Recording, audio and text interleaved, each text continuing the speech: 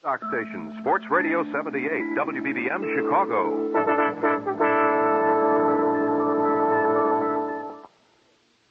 The CBS Radio Mystery Theater presents...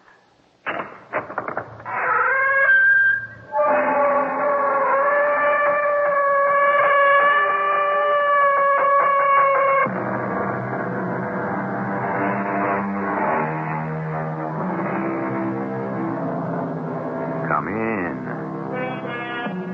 Welcome. I'm E.G. Marshall. As we wait for the napkin, the soup gets cold. While the bonnet is trimming, the face grows old.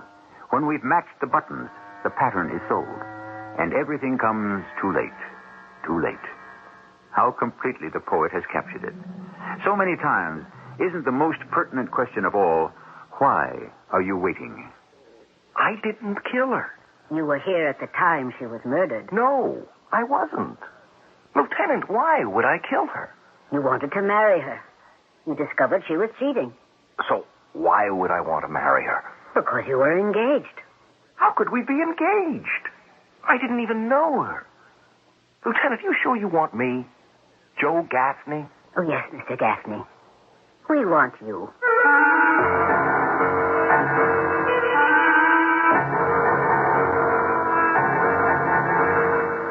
Our mystery drama, Pretty Polly, was written especially for the Mystery Theater by Sam Dan and stars Tony Roberts. I'll be back shortly with Act One.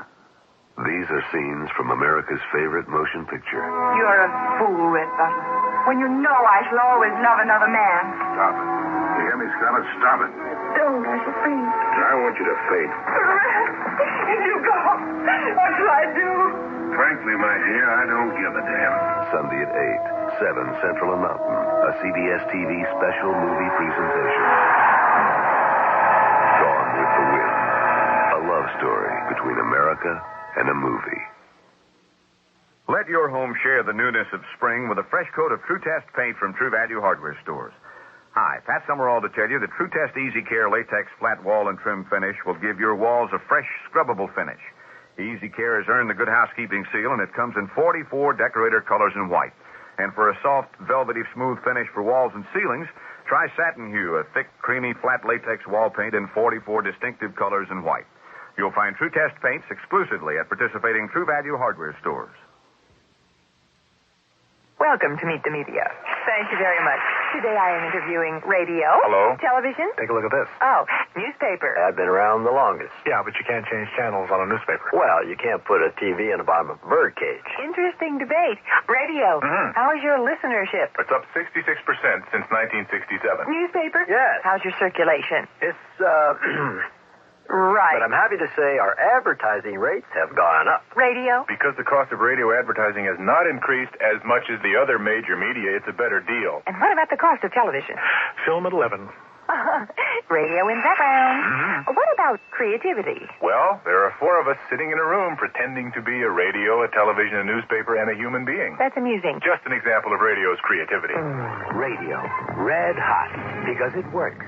For the advertiser trying to fight the rising costs of TV and print. The Radio Advertising Bureau can send you more facts. This station can send you more customers.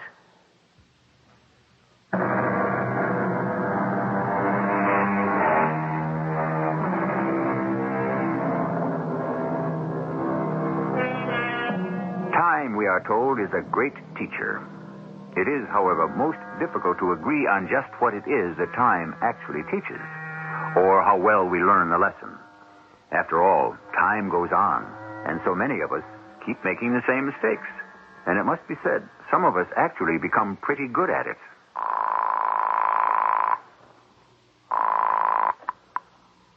Mr. Stevenson's office? Yes. Is he in? This is Mr. Gaffney. Sorry, Mr. Gaffney, he's in a meeting. I have his morning quotations for him. He said for you to call at about 10:30. Thank you. You're not Miss Meadows. No, Mr. Gaffney, my name is Polly Simmons. Oh. I'm Mr. Stevenson's new secretary. What happened to Miss Meadows? I don't know. Oh. 10:30 you said to call him? Yes, Mr. Gaffney. Thank you, Miss, Simmons. Polly Simmons. Yes, Miss Simmons.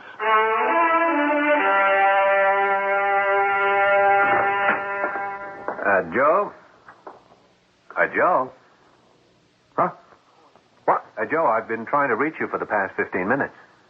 I've been here, Walt. Yeah, but you didn't answer your phone. Oh, maybe I fell asleep. Look, I just saw the morning gold and silver prices. Do you want to give a buy signal to some of your customers? What? Joe, what's the matter with you? Nothing. Your hearing hasn't suddenly become... Walt, there's nothing the matter with me. Okay. Joe Gaffney. Mr. Gaffney, this is Polly Simmons, Mr. Stevenson's secretary. Yes, I know.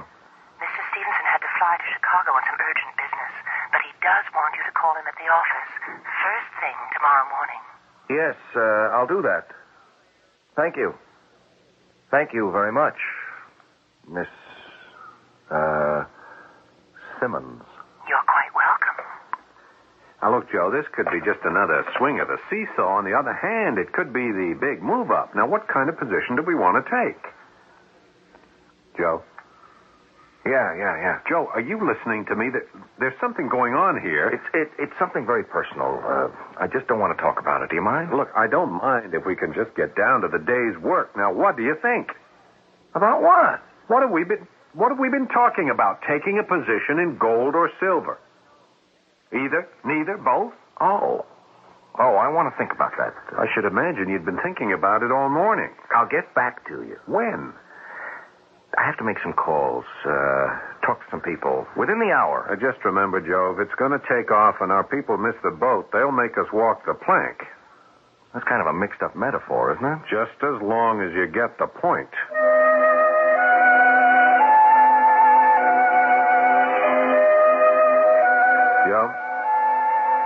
Joe? Huh? Oh, Walt, Joe, what am I going to do? Did you fall asleep again? No, I didn't. I wasn't sleeping. What are you up to, Joe? I think you should see a doctor. I told you it's something very private and very personal, and I just don't want to discuss it.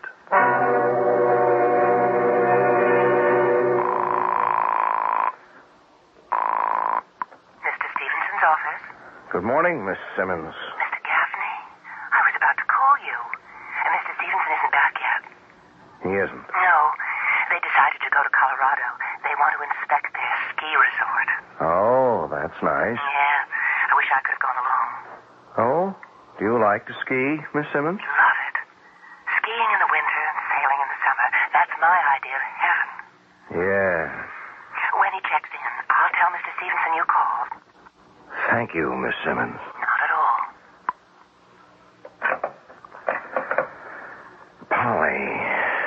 Polly Simmons. I'm in love with you. I love you, Polly. Well, that's great. Huh? Who's Polly Simmons?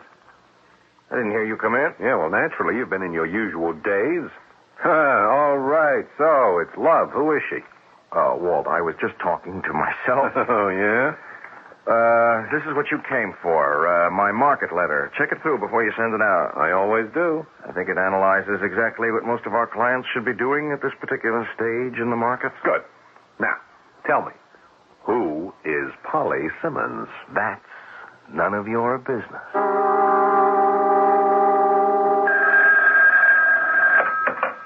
Walter Evans. Oh, I'd asked for Mr. Gaffney. Yeah, well, Joe Gaffney's out at the moment. May I help? I'm his associate. Would you tell Mr. Gaffney that Mr. Stevenson will telephone him from Colorado this afternoon at 4 o'clock? Sure will. Thank you, Mr. Evans. Thank you, Miss, Simmons. Polly Simmons. Simmons. Polly Simmons. Yes, Santa Claus, there is a Virginia. I mean, a Polly. Now, what are you talking about? She's Ed Stevenson's secretary, eh? He's going to call you this afternoon. How long has this been going on? How long has what been going on? You and Polly. There's nothing going on. Oh, sure. Oh, she only came to work for him the other week. Yeah, how long does it take? Walt, lay off, will you? Sure. You going to marry her? Okay, but you sat there and you said, Polly Simmons, I love you, and you love a woman and don't marry her, you'll regret it for the rest of your life. Yeah, but it's my life, isn't it? Look, I want you to be happy. Why? Because I'm your friend? Because I'm an idealist? No, not at all. It so happens that when you're happy, you're one of the best analysts on the street, and I make an awful lot of money out of you. You want to have lunch, Walt? How come you're not having lunch with Polly Simmons? I don't even know Polly Simmons. Joe, you're talking to an old soldier. I spoke to her on the phone yesterday for the first time, and I fell in love with her voice.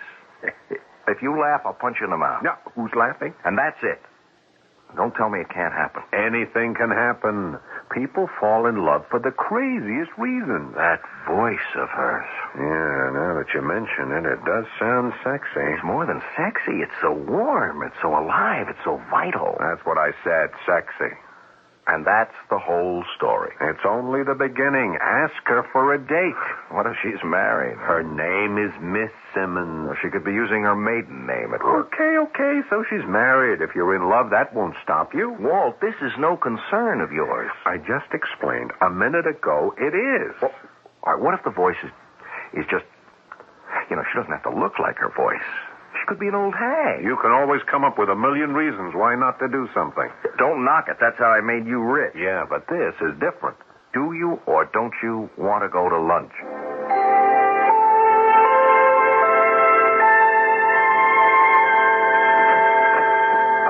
Hello, is Mr. Stevenson in? Mr. Stevenson is still out of town. Oh, I'm Walt Evans of Evans and McHugh. Yes, Mr. Evans, I believe we spoke on the phone. Do you have an appointment? I hope not. No. I was just visiting with Jim Russell down the hall. I thought I'd stop by and say hello to Ed. Well, I know he'll be very sorry that he missed you. Yeah. Whatever became of Miss Meadows? She left to get married. Miss Meadows? Yes, that's what I've been told. Miss Meadows, if she could get married, there's hope for everyone. Even for me. You mean you're not married, Miss Simmons? I'm afraid not. How is that possible? Oh, I suppose it's because no one ever asked me. I can assure you, Miss Simmons, if I weren't married, I'd ask you myself. And I should consider it. Very seriously. My boy, she's beautiful, she's single, and she wants to get married. Who? Don't act dumb, Joe. Don't pretend. I saw her. I spoke to her. If you don't marry her, I'll divorce Dottie, and I'll marry her myself. Walt, I wish you would mind your own business. I'll say it again. This is my business. We spoke, Polly Simmons and I. Look, she's somewhere in between 25 and 30. She has long black hair. She has flashing black eyes.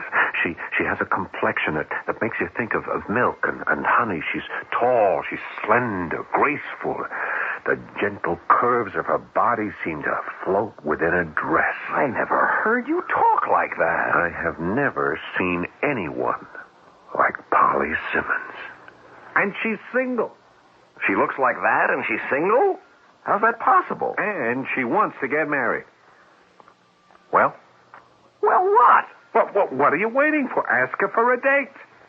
Okay. You had raised some entirely legitimate objections. She could be a dog. She could be married, and so on and so forth. These have all been put to rest. Your move. I don't know. Look, Joe, I went to a certain amount of trouble on your account. I didn't ask you to. What is a friend? Someone who doesn't wait to be asked. Walt, what'll I do if she turns me down? How could she turn you down? Look, I've never been very successful with women, Walt. Yeah, you know why? Because you're always so negative about yourself. You're constantly examining yourself for flaws, for shortcomings. The basic qualities that make you a terrific market analyst work against you in your personal life.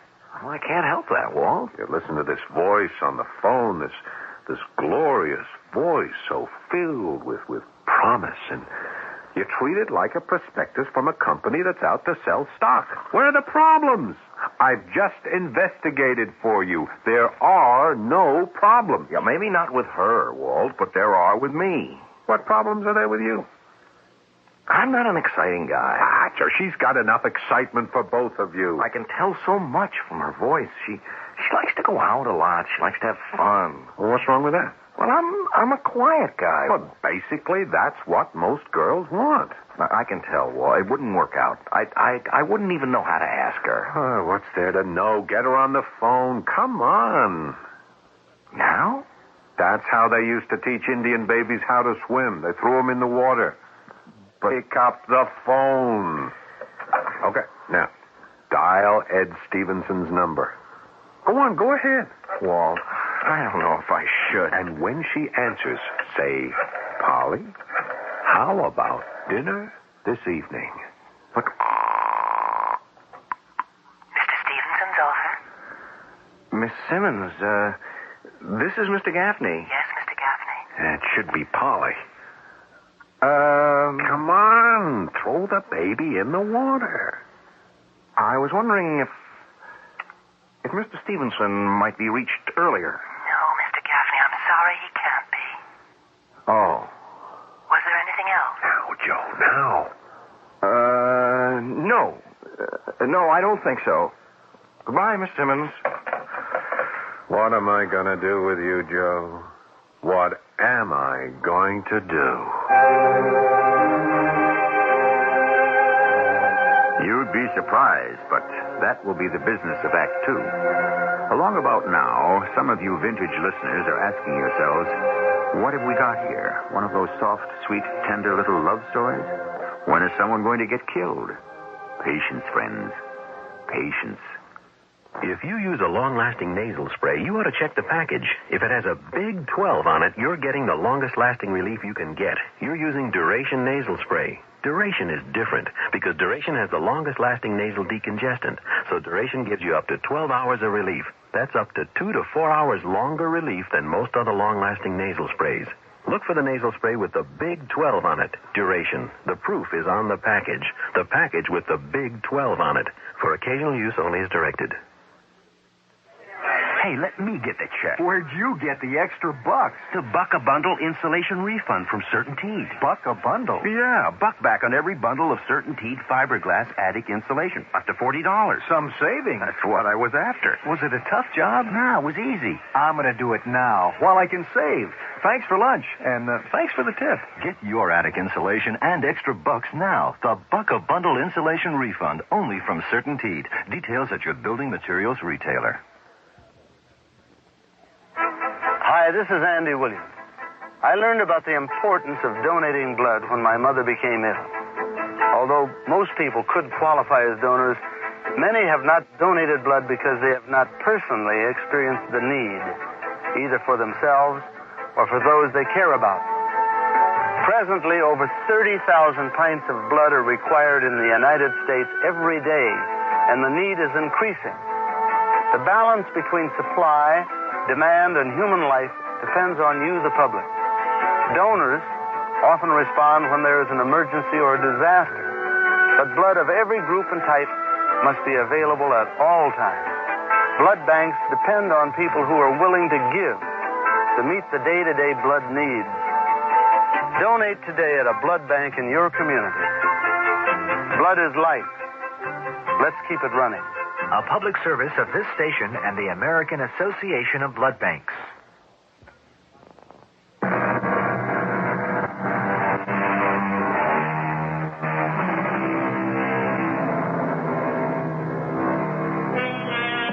They say that faint heart never won fair lady, to which we might add, there's many a fellow who wishes he hadn't been quite so courageous.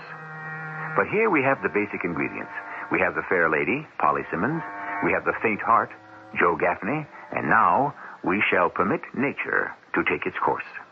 You got to do it, Joe. Walt, why is it your affair? Affair. It should only be your affair. I don't interfere in your personal life. That's because you don't have to. I'm perfectly capable of making all the right moves myself. Will you please let me alone? It's a sin and a shame that someone as beautiful as Polly Simmons should just go to waste. I'm sure she has enough boyfriends. Yeah, as far as you're concerned. Why don't you mind your own business?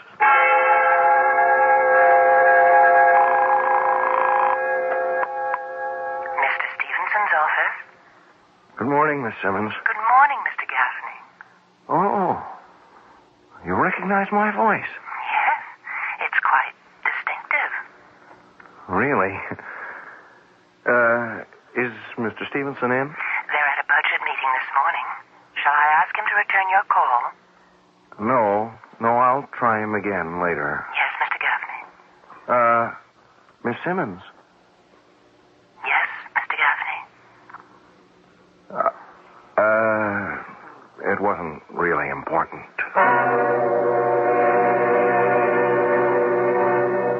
What do you want to see me about, Walt?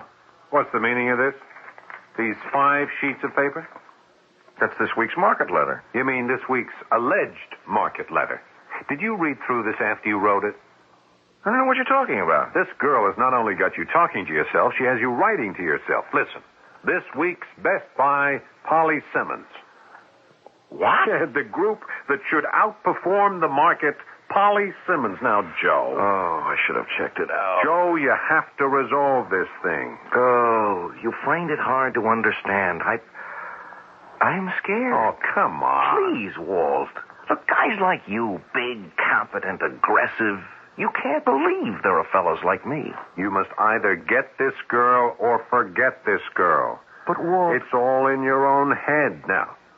You're going to pick up that phone, you're going to call her, and you're going to ask her for a date.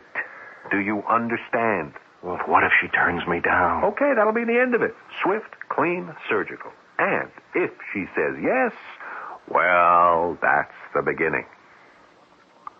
Pick up the phone, Joe. Your job depends on it. All right, I'll do it. Good. Well, go ahead. I can't do it with you hanging over my shoulder. Mr. Stevenson's office? Miss Simmons, this is Joe Gaffney. Yes, Mr. Gaffney. I was wondering... Yes? I was wondering if Mr. Stevenson were back yet. Oh. No, sir. Then I guess I'll just have to keep trying. Yes. You do that, Mr. Gaffney. Well? We have a date. Good. You see, you keep listening to your old Uncle Walt. So, tell me, what did she say, huh? What did you say? I just said, Miss Simmons, would you like to have dinner with me tonight? Miss Simmons, huh? Well, I don't know, maybe I said Polly, and she said, yes. So, who had this thing figured out from square one, eh?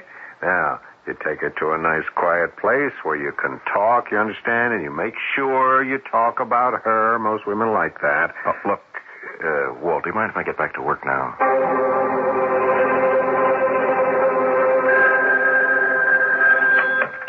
Joe Gaffney. Good morning, Mr. Gaffney. Oh. Good morning. Mr. Stevenson would like you to send him an up-to-date copy of his portfolio with a list of suggestions. Certainly. Thank you. Miss Simmons, are you all right this morning? Does it show? I beg your pardon? I was out rather late last night. It was quite a... no, I shouldn't say brawl, but none of us was feeling much pain. Oh. And I'll sure be glad when this day is over. Joe? Oh, hello, Daddy. Walt's out with a client. I know. I came here to see you. Me? Tell me, are congratulations in order? For what? Oh, Walt told me all about her. About who? Well, really, Joe, how many of them are there? Polly. Oh, Polly. Walt tells me you've been going steady with her for almost 3 months. Is it still called going steady? Look, Dottie. I can't tell you how happy this makes me. What is it with you married people? You're always trying to get everyone into the same boat you're in. Oh, now you need a wife, Joe. You're lonely. Repressed. Hey, what is all this? Well, that is, you were. Look at yourself now. You've got a new self-confidence. That's what a woman's love does for a man. I'm glad to hear it. Is there going to be a wedding? No, Dottie. Well, it's fashionable today, I suppose, to laugh at that piece of paper. But in the long run, your relationship can't really go anywhere without it. Joe, do you want us to make the wedding for you? Dottie, I'm really quite busy. Well, you don't have any family. If I don't finish this work... Oh, relax. I'm your partner's wife. You won't get into any trouble. No, it's just that... All your life you've lived in a shell. You were always afraid to reach out to people.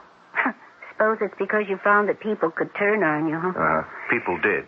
So you surrounded yourself with facts and figures and statistics. Those you could trust. Now that you've psychoanalyzed me, are you going to send me a bill? I'd like to meet her. Why don't you bring her to dinner one night? Well... Or the four of us could go out. Sure. Okay. And let's make it soon, shall we? Mr. Stevenson's office? Miss Simmons. Yes, Mr. Gaffney. I sent Mr. Stevenson a list of attractive situations, particularly in commodities. It's on his desk. Oh, I just wondered if he'd received it. He did, Mr. Gaffney. Oh, well, that's what I wanted to know. Well, wow, it's been quite warm these past few weeks. Yes, it has. I wish I could spend more time at the beach. Oh? Do you like swimming? Swimming, surfing, sailing. Anything that lets me wear a bathing suit. Yes. Well, I'm glad Mr. Stevenson received my letter. I think people wear too many clothes these days. And I feel that they're so confining. Don't you? Oh, yes. Yes, I do. Thank you, Miss Simmons. Thank you. Not at all, Mr. Gaffney. So, what did you and Polly do last night? Oh, the usual. Yeah? We went out to dinner, took a little drive, and we went back to her place. Oh, yeah. There's a little mining company I'd like to call to your attention. That's some woman, that Polly Simmons. Look, here's an outfit whose earnings have gone up over 120% over the last 3 years. And to think I practically had to force you. Do you want to hear about this terrific special situation, or don't you? I can't think of a more terrific special situation than the one you have with Polly Simmons. So, you spent the night at her place, huh? All I said was we went back to her place for a while. All right, all right. I understand Dottie's been in to talk to you. I just wish Dottie and everyone else would mind their own business. People are just happy for you, Joe. You've no idea how much you've changed since you've been going with Polly Simmons. Your whole outlook on life is different. You're more relaxed. All right. Shouldn't we get to work, Walt? Sure. You know how people are. They love gossip. Well, I'm just glad you had a great time last night. Take these reports about the mining company back to your office. See what you think. Okay. Bet you're not fooling me. You just want to get rid of me. Why? Because first thing in the morning, you get in, you always want to have your little chat with Polly on the telephone. Come on, Walt. I read you like a book. Well, go ahead. Have your little romantic moment.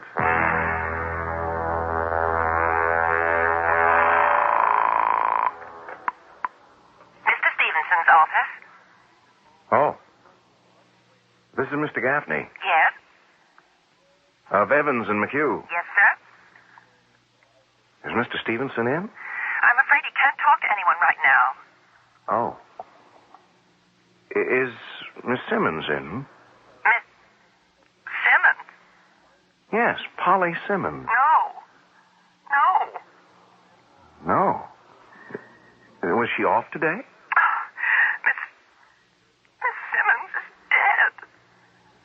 What did you say? I suppose it'll be on the radio news any time now. The police just found her body. She's been murdered. You can't be serious. The police are here now. They're talking to Mr. Stevenson. She's dead? No.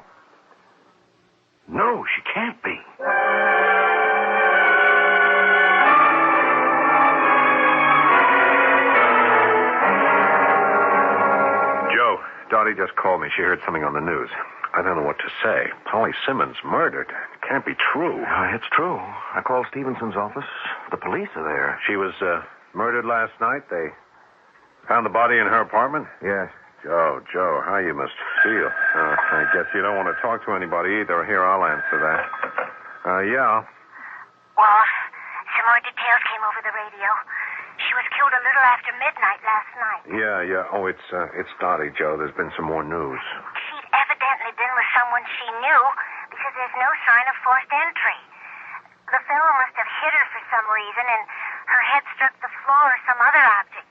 Too hard. And that was it. Yeah, poor girl. Well, was Joe with her last night? What are you saying, Dottie? What I'm saying is, the police are asking everybody who may have any sort of information to call a special number. Yeah. Oh, look, Dottie, I'll talk to you later, okay? Joe, what time did you leave Polly's apartment last night? Last night? Yeah, you said you were with her last night. Oh. So, what time did you leave? Well... Police say she was killed around midnight. Oh. Well, I guess it was sometime before. Are you going to tell the police you were with her last night? Do I have to? They're going to find out. How are they going to find out? Nobody really knew about us except you and Dottie. And would you or Dottie... Would you tell the police?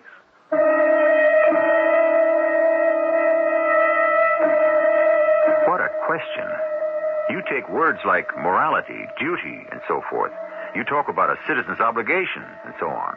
The truth is that these things are all abstractions. On the other hand, a friend is someone definite. He has form, shape, substance.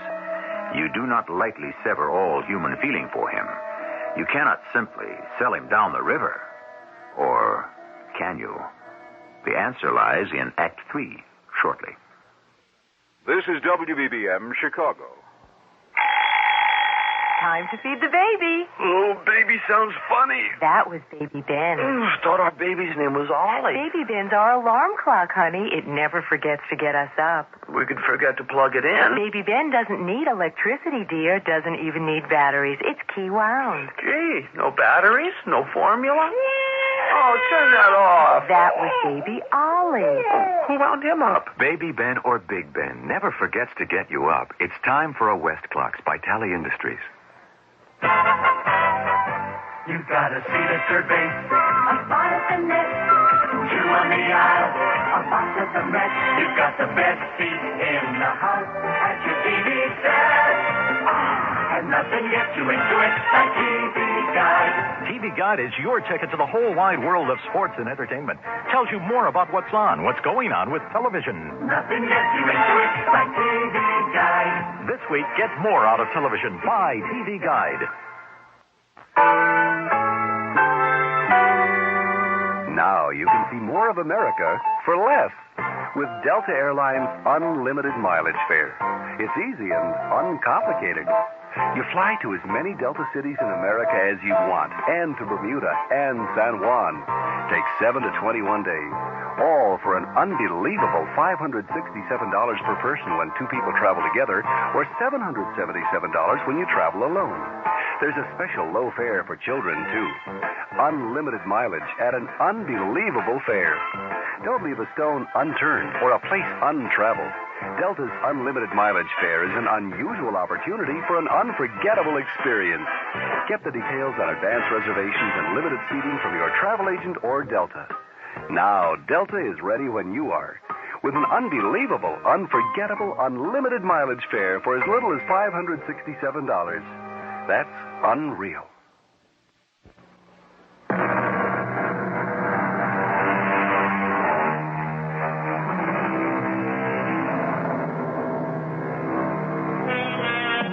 What a tangled web we weave when first we practice to deceive, the poet said.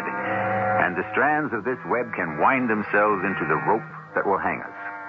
Our friend Joe Gaffney has been playing at a game of love.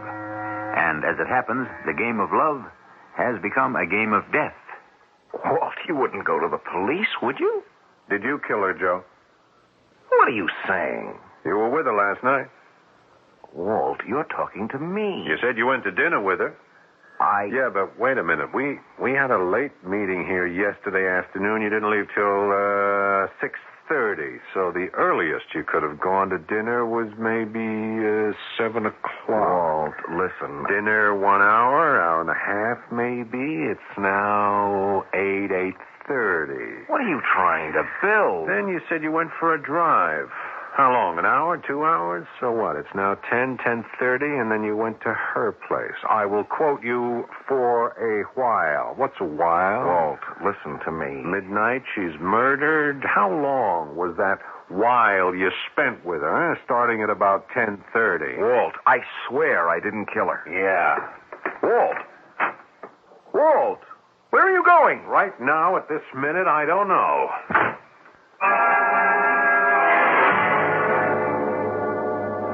He was there, Dottie. But I can't believe Joe killed her. Why not?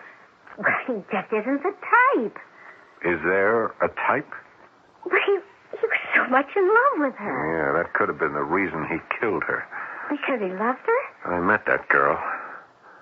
Her eyes were beautiful, but you could tell they liked to rove, if you know what I mean. Maybe she was cheating and he found out. No, he didn't kill her. Oh, and who did? Well, she could have had other boyfriends. Maybe one came calling right after Joe left. Now, that's possible, isn't it? Sure. Maybe that's actually what did happen, but...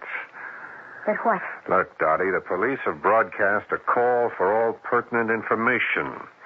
Shouldn't I... Well, what do you want me to tell you? The fact that Joe was with her very close to midnight last night, the time of her death, is that or is that not pertinent information? Yes, Walter, it is. In many ways, all of this is your fault. My fault? Yes. He was happy in his own little world. You say that? You're the one who kept insisting he was so miserable. Well, I was wrong. That is, if being miserable made him happy, who were we to interfere? You were the one who kept... Well, you practically forced him to start going out with her. Did I know it would end like this? Well, that's beside the point. If it hadn't been for your insistence, that girl would be alive today. Or if someone else had killed her, Joe wouldn't be involved in it. Dottie, the fact is... What? I don't know. I just don't know anymore. I wish I did. The problem is, it just isn't clear-cut. No, you're wrong, Dottie. We're the ones who aren't clear-cut. You and I. We have a duty as citizens. And that is the bottom line. Oh, I know. And we have some very good reasons to shirk that duty. Reasons like friendship, loyalty, so on. Understand? But the collective morality of the city is the sum total of the individual moralities of all its citizens. Oh, Walter, do it or don't do it, but stop moralizing about it.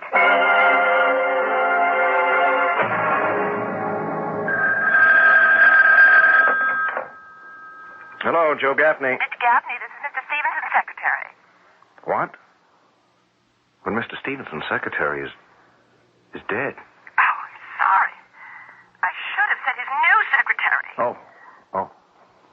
Did you know Miss Simmons very well? Yes, I knew her. Mr. Stevenson wants more information on that mining stock. Mr. Gaffney? Oh. Yes, I'll send it by messenger right away. You all right?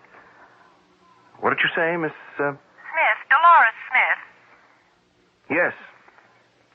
I guess it's remarkable how life just goes on. We don't even pause. Oh, well. There's no sentiment in this business. Or any business. I don't know, Mr. Gaffney. Some people are capable of sentiment? Oh? Do you know any? Well, I guess there's me, for instance. Really? Well, you must be a very unusual young lady, Miss, Smith. Dolores Smith. You say you weren't there at about midnight last night, Yes, Lieutenant. but you told Mr. Walter Evans. I know what I told him. It would have looked better for you if you'd come forward with this information voluntarily. What information? Oh, regardless of the time, you should have told us that you'd seen her last night. But I didn't see her last night. Mr. Walter Evans says... Forget what I told Walter Evans. I can't see how that could work. The DA won't want to forget. I don't think the jury will either. Lieutenant Marker, the truth is, I never went anywhere with Polly Simmons. I don't even know what she looked like. Do you know what you're saying? Lieutenant, let me tell you the whole story. Let me begin at the beginning.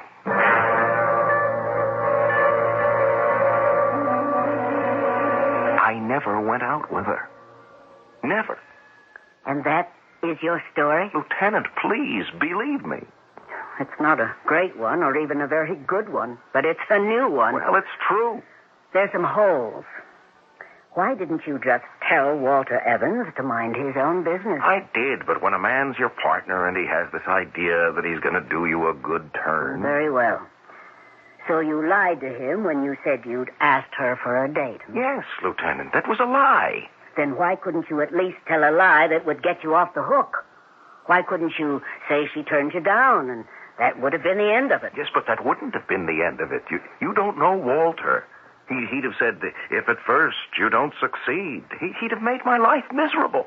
But you knew you couldn't maintain this deception indefinitely, if that's what it was. You knew you were getting in deeper after a couple of weeks. Why couldn't you tell Walter Evans that you and Miss Simmons had broken off? Because after a while, it began to be real. Real? Yes, I would tell Walter lies about the things Polly and I had done the night before. But as I told them, they began to get real. As if we had gone out and had a good time and made love. You think I'm crazy? Please continue, Mr. Gaffney. I felt just wonderful. I was finally someone who appealed to women, and as we would walk down a street or sit in a restaurant or whatever, this was all in my mind, you know. Why didn't you ask her for a date on the phone and make it real? Because if she turned me down, it would have been the end of everything. Why are you so sure she'd have turned you down? Oh, well, look at me, Lieutenant. I'm not so hot looking. I don't have $1 million. I mean, what would she want with me? This way, at least, I had something with her. In your imagination. It was better than nothing. Very well. What we're saying here is that you are living in an unreal world. There are cases like this. A person creates a fantasy world. Yeah, well, that's what it was. In the daytime, you work here in your office. You do your job. That's reality. But where are you at night? Where? When you're supposed to be out with her, having dinner or dancing or going to a show or making love. Where are you? I don't know. Home, I guess. Can you be sure? Do you really know? Is it possible you're not somewhere around her apartment house, watching for her? Maybe on this night you see her come home with another man. Maybe it looks very much like they're going into her place to have a real good time. Lieutenant. Did you wait for him to leave? Did you go up there afterwards, furious and a feeling of betrayal? Did you start to hit her? And did she fall down and strike her head? No. No? I don't know. Mr. Gaffney, I don't know either. I was told to have you booked as a material witness. What does that mean? In simple English, it means we think you did it. But we'd like to have a little more evidence before we say so.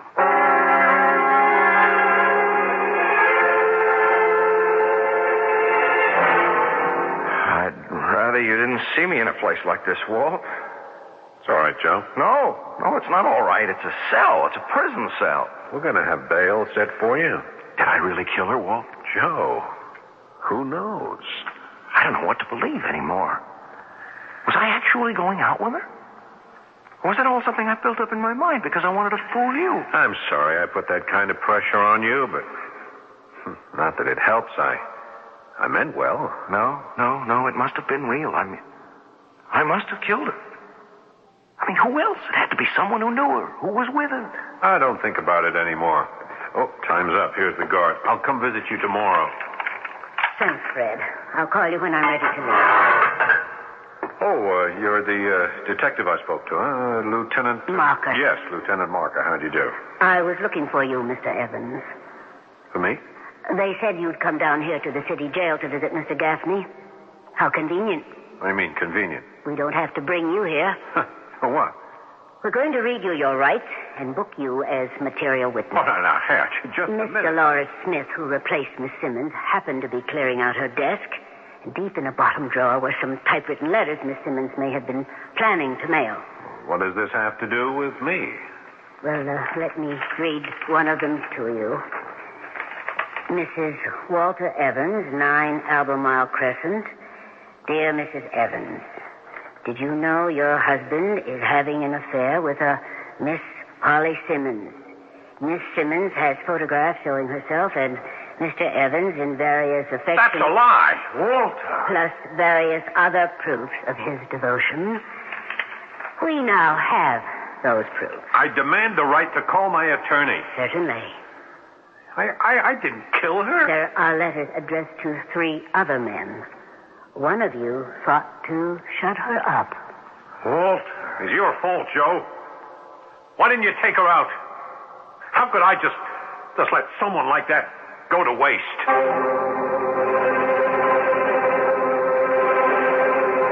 Mr. Stevenson's office? Miss Smith, this is... Oh, yes. I know. Mr. Gaffney. I want to thank you for... Well... Oh, I was just cleaning out her desk, and it was my duty to go to the police, wasn't it? Yes, of course. I want to thank you. Mr. Gaffney, do you mind if I say something? You have absolutely the most terrific voice I ever heard in all my life. What? I'm speaking out of turn. No. Go ahead. If you really sing it all the way you sound, you must really be something. How'd you like to find out? Have dinner with me. Tonight.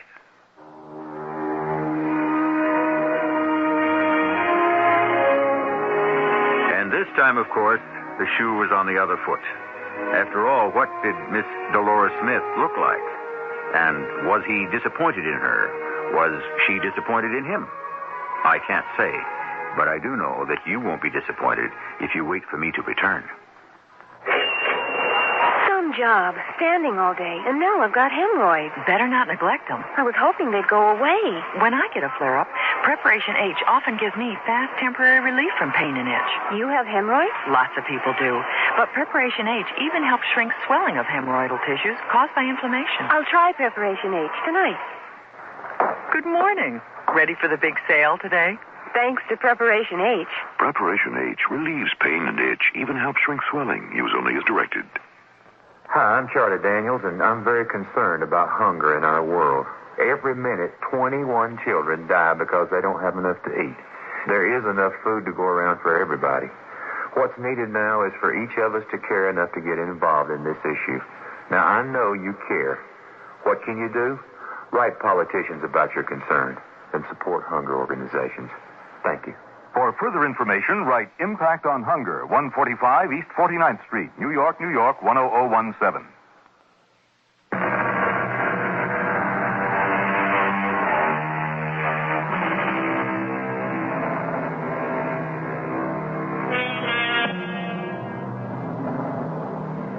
The truth of the matter, every reality began once as a fantasy.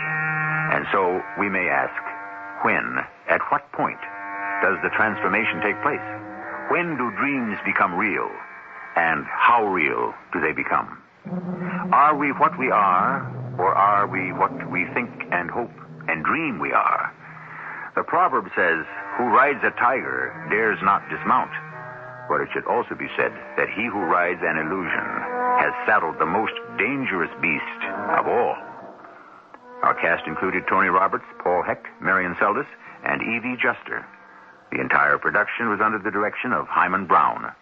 And now, a preview of our next tale. You know, Mike is a great kidder. Do you suppose, when Mike and Jim were sharing that room in the hospital, when they had their operations and recuperating, do you suppose they cooked this up between them and they're just playing some kind of a game? No, I don't think so. And these black and blue marks on my neck don't think so either. Oh, of course. How dumb of me. But the numbers racket could be a game. Me, K44K, you, ZXY77. But to attack you like that, Janet, it ain't funny. If you ask me, I'd try to get Jim somewhere for observation. And if he won't go, you ought to think about moving out. I have, in a way. I've moved to another room, made it my bedroom. I've hidden his gun, and every night I lock my door. This is E.G. Marshall inviting you to return to our Mystery Theater for another adventure in the macabre. Until next time, pleasant dreams.